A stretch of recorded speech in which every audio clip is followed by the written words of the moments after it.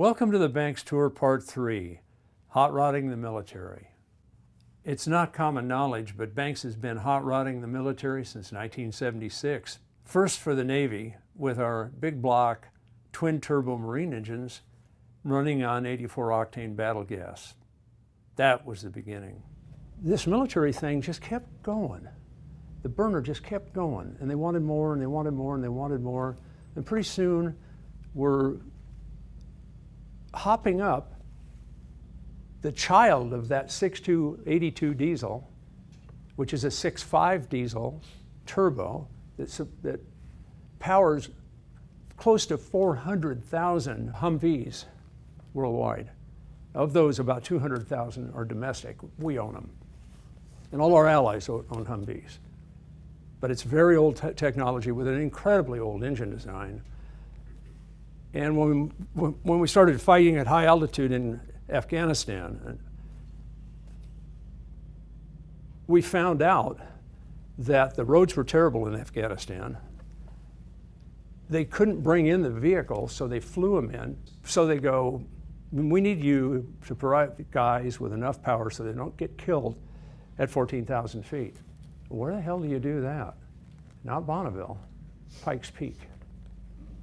It was an incredible experience to go to Pikes Peak and figure out Humvee high altitude turbocharging on a Pikes Peak open wheel, badass 440-inch small block Chevy, twin turboed, running methanol.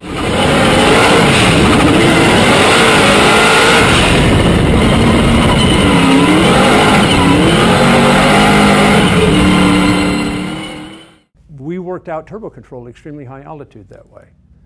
That really has some punch today, and I've got some pictures here I'll show you before we go out into the engine shop.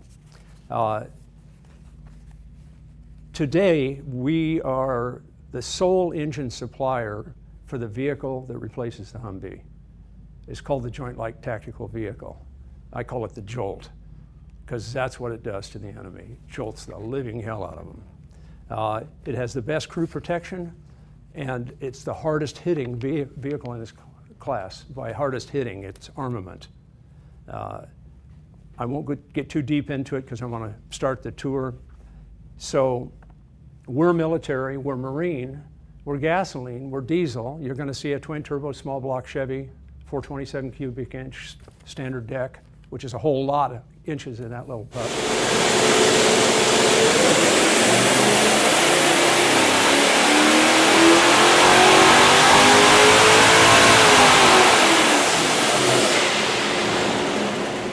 You're going to see the future diesel engine for the military.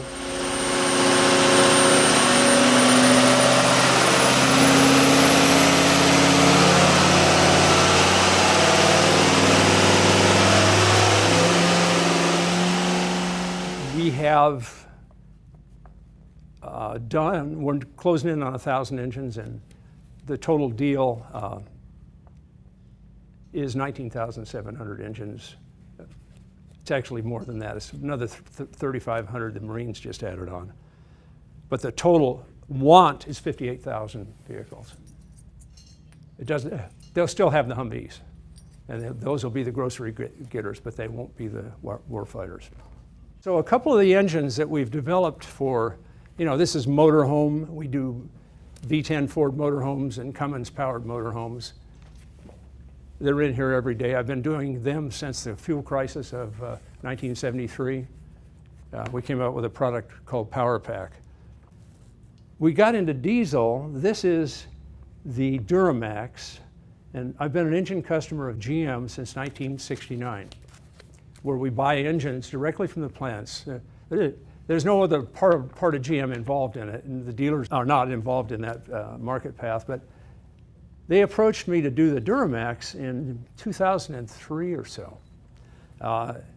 And it took a while for us to find a customer, but this military program was coming to replace the Humvees. We started picking up a lot of interest.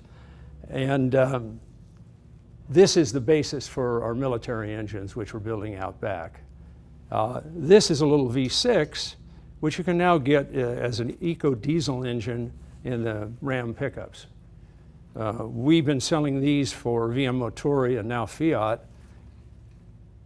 We were selling them, putting them in military vehicles 3 years before you could get one in a pickup truck.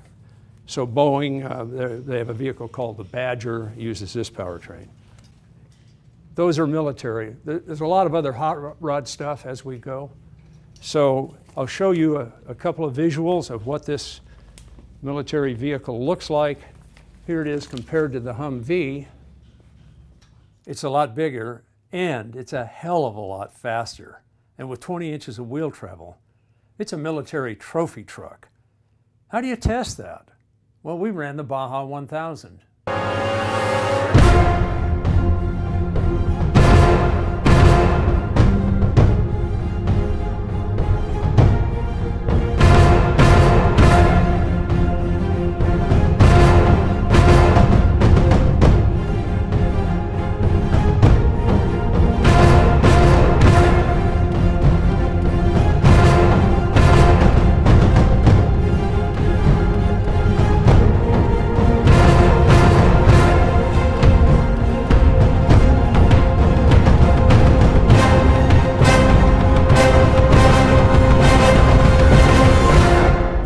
We had to go against 7 other companies, and it came down to maybe 5 years ago, us with Oshkosh Truck, Lockheed Martin, and AM General.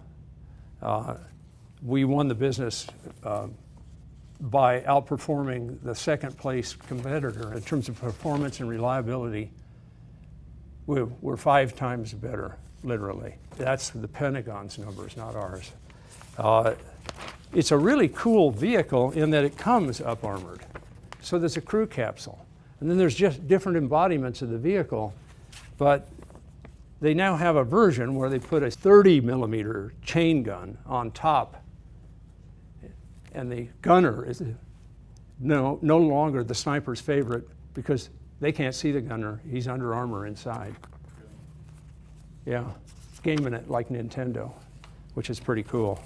So it is 5 times more reliable, 70% faster, and infinitely safer than anything that has come before.